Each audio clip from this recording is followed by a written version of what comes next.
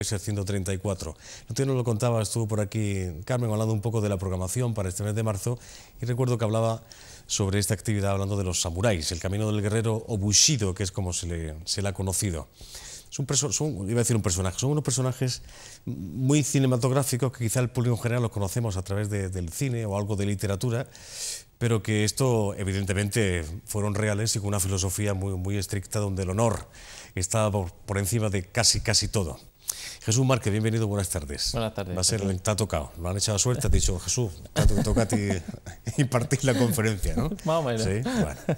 Claro, imagino que para hacer esto tú también tienes, en fin, has tenido interés en tu vida por acercarte a los samuráis, o sea que te gusta la filosofía y el personaje, ¿no? Por supuesto, la verdad es que es un tema apasionante, como poco. La verdad es que creo que en toda cuestión en la que uno se acerca, donde hay un fenómeno humano, donde todavía, a través de los siglos, todavía sigue patente, sigue vigente, creo que todas esas cosas son cosas a investigar. Sobre todo, porque, muy bien has comentado tú antes, ¿no? El valor, el honor, el coraje, el sentido del deber, el sentido de servicio hacia los demás. Cuando todo eso todavía nos llega, ¿no? Incluso la forma del samurái, la katana, ¿no? Todo eso son cosas que a la gente le gusta. ¿Pero por qué? ¿No? Porque yo creo que es la pregunta. Claro. ¿Qué ha pasado ahí? ¿No? Tú antes hablabas del Bushido, o de ese Bushido que creo que es la clave donde uno se puede empezar a acercar a ese mundo del samurái. Está el guerrero por un lado, ataviado con sus vestimentas, sus en fin, protecciones y sobre todo esa espada famosa que es la katana, pero luego estaba esa filosofía de vida regida, en fin, según algunos autores, por siete principios, como es la honradez y justicia, el valor heroico, la compasión, la cortesía, el honor, la sinceridad absoluta, el deber y la lealtad. Esos valores que hoy en día estamos hablando que se han perdido, hay que intentar recuperar, ¿no? Habrá que ser mano de los samuráis. Claro que sí, sobre todo, además es curioso, con todas esas virtudes que tú destacabas, la verdad es que uno se tiene que poner a bucear un poco de la historia, porque cuando uno se acerca al mundo de los samuráis, y sobre todo cuando uno lee cualquier libro de historia y tal, y ve el tema de los samuráis aparecen con todo, hasta con el Bushido, ¿no? El Bushido, por si la gente no sabe, quiere decir, Bushi es guerrero y Do, camino, el camino del guerrero, literalmente. De hecho, a los samuráis, curiosamente, samurái fue un término que se quedó como un estatus social. O sea, samurái quiere decir el que sirve. Y dentro de la estructura social de Japón, estamos hablando del siglo X, que es cuando aparecen, hasta el siglo XVII, XVIII, que ya es, digamos, cuando desaparecen, hasta ahí se queda la figura del samurái justamente como un estatus social, ¿no? Forma parte de la jerarquía que existe. Sin embargo, aquellos que realmente llevan a la práctica la filosofía del Bushido, a ellos sí les gustaba que se le llamara Bushi.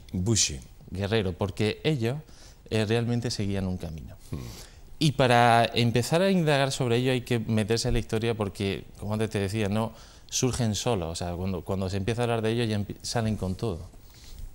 Y entonces ante eso tenemos que remontarnos 500 años atrás, o sea, a partir del 500 hasta el siglo X es justamente cuando se empieza a dar una migración del conocimiento desde Corea, China y Tailandia, empiezan a migrar determinadas escuelas, sobre todo budistas, confucianistas, taoístas, el budismo zen también, empiezan a confluir allí en Japón y se crea una amalgama, una mezcla de tal calibre que es eso que hoy conocemos como Bushido y que esta gente practicó de una manera totalmente encomiable. Como guerreros era un cuerpo de élite absoluto, ¿verdad? Al servicio del emperador. Exactamente. Pero como estamos hablando era también una filosofía de vida. Totalmente. De hecho, fíjate, claro, la imagen que tenemos es que siempre estaban en guerra. No fue siempre así. De hecho, ellos tenían hubo muchos periodos de paz, y en esos periodos de paz justamente había muchos samuráis que decían que aquel que no se dedicaba a practicar el Bushido y a practicar esa filosofía como elemento de servicio a la comunidad, o sea, realmente ellos tenían que el respeto a los demás, el respeto a la tradición, ser generosos con los débiles, proteger a los débiles, que no hubiera un abuso de poder por parte de aquellos que estaban en el poder con respecto al pueblo. Si tú no practicabas eso, ellos decían que eras un tonto que olía a libro viejo. ¿Ah, sí? Eso era un dicho que tenían los samuráis cuando se encontraban a esa gente que sí, bueno, tú te llamas samurái, pero no has practicado nada de la vía del bushido, de esa filosofía que para ellos es una herencia, ¿no? Claro. A ver si da un clic al ratón y vemos, en fin, ponemos algo de samurái y vamos acompañando un poco la conversación. El origen, más o menos, lo estamos comentando. Esto tuvo también su decadencia, lo estábamos comentando antes tú y yo, en una película, bueno, por todos conocida, incluso por todos vista, que es El último samurái, con Tom Cruise como uno de sus protagonistas, aunque el que hace el samurái, no recuerdo su nombre, que es realmente el protagonista, ¿no? ¿Conoces al actor? ¿Te recuerdas el nombre del actor? No. En fin.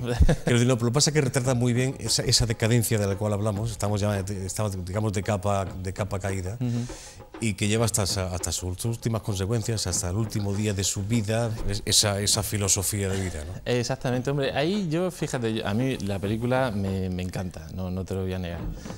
Pero siempre hay algo que se te queda como un sabor amargo, ¿no?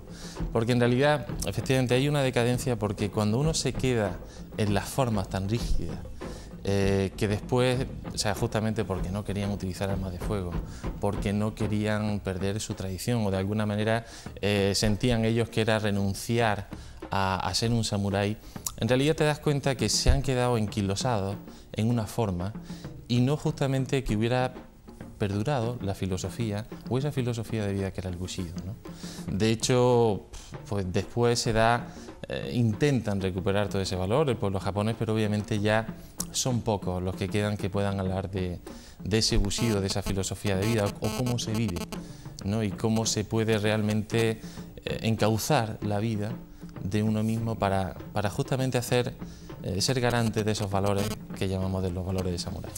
El peso de Occidente cayó sobre Oriente. Totalmente. Sobre esta parte. Así no sé si para bien o para mal, pero en fin.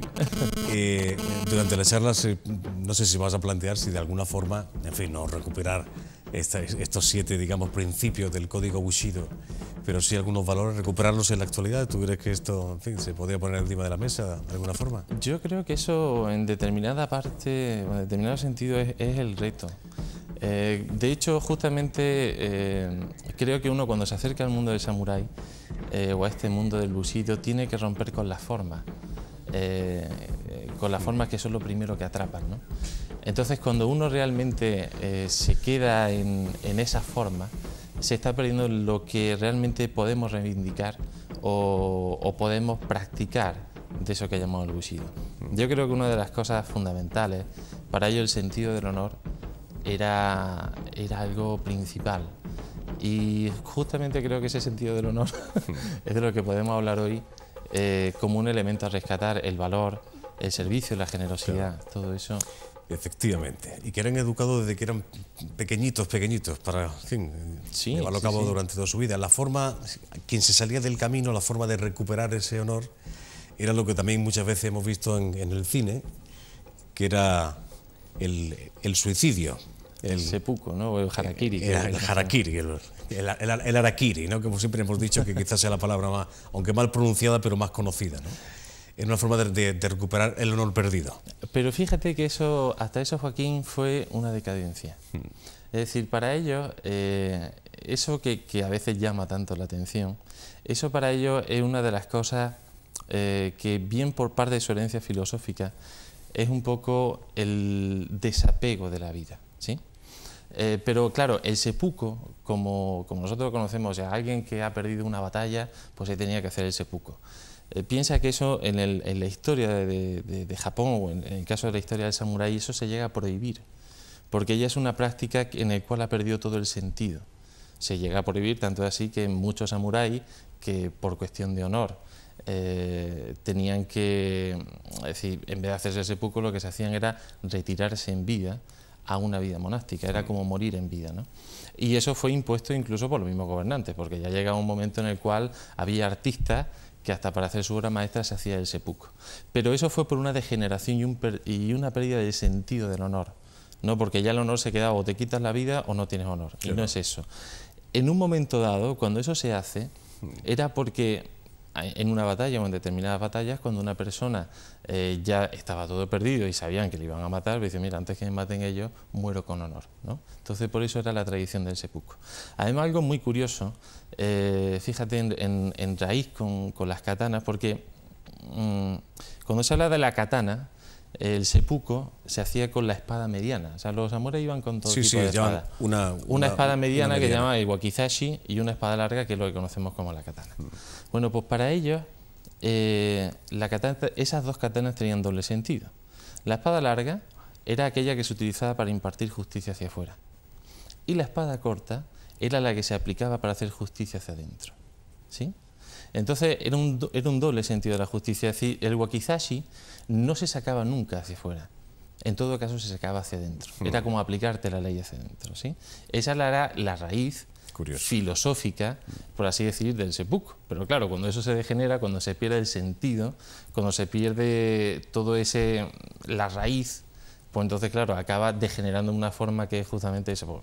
Pues, me suicido por cualquier cosa, ¿no? O en un momento dado porque se pierde una batalla o hubo otras circunstancias. En fin, estaba yo pensando que hoy, fíjate, en fin, nadie dimite de su puesto. Ya no hablo solamente de la política por haber perdido el honor.